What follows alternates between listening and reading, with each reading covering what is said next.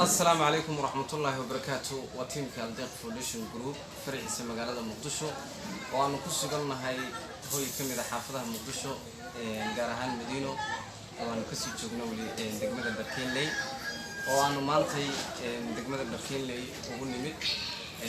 دوكسي وأنا قلت لك قلنا أغنتا يضطك يتيمتا iyo kuwa aanan awoodin badeeq waxbarasho in ay fursad markaas nafsi ahaantoodu ay u qaabilaan ayna markaasna duruuf awgeed jirtaa sidaas daraadeed waxaanu ka caawinay haddaan nahay bahda Herald Foundation Group inaan u sameeyno dugsi oo aad wada arkaysaan dugsigan maasha Allah quruxda badan inay ku baran doonaan quraanka kariimka ee Allah subhanahu wa ta'ala marka sad u jeedaan muuqaalkan waxaan jeclaystay walaalo muqsanaada runtii shakhsi muhiim ah oo wakiilka Aldeq Foundation Group ee qaybta Switzerland u fadhiya Marwa Xaliima Cabdulla Isaaq shakhsigaas oo maalgeliya dugsigan ismihiisa iyo agabkan aan maanta wada joogno waxaan leenahay meesha ku socotay badalka qaba Allah ka siiyo wadu jeeda runtii caruurtii waan ugu talagalnay deeqdan waxbarasho inay ka faa'iideystaan iyo qof walba oo jecel inuu waxbarto inuu free u yahay halkan waxa ila fadhiya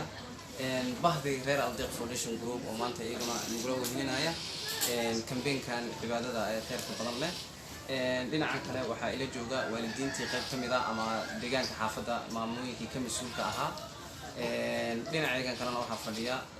macallinkii aad wada taqaaneen Sheekh Busuri oo ah macallinka ayaan ugu talagalnay dugsigan inuu ciyaalkan quraanka kariimka u baro waxaan ku soo dhaweynayaa macallinka ayaan leeyahay maxaad ugu duceynaysaa shakhsigii jeclaystay khayrkan iyo wanaagan inuu ku bixiyo juhdi iyo naf iyo maal maxaad ugu duceynaysaa macallin أعوذ بالله من الشيطان الرجيم بسم الله الرحمن الرحيم الحمد لله نحمده ونستعينه ونستغفره ونعوذ بالله من شرور أنفسنا وسيئات أعمالنا من يهدي الله فلا مضل له ومن يضلل فلا هادي له وأشهد أن لا إله إلا الله وحده لا شريك له وأشهد أن محمدا عبده ورسوله ولا لها محسنات محسنين وحان دعينا يا أيكو أجر وين كهلايو وحي عند أينو عابيين أو دكسي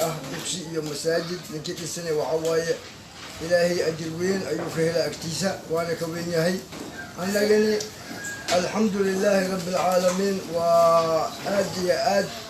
ودعينا أنيقا يوم مع الأرضيين marka waxaan leeyahay ilaahay kor ha ka dhigo dadkaas oo maaragtay Aldeq Group Foundation kor Allah ka dhigo ay u duceynayna intaas aniga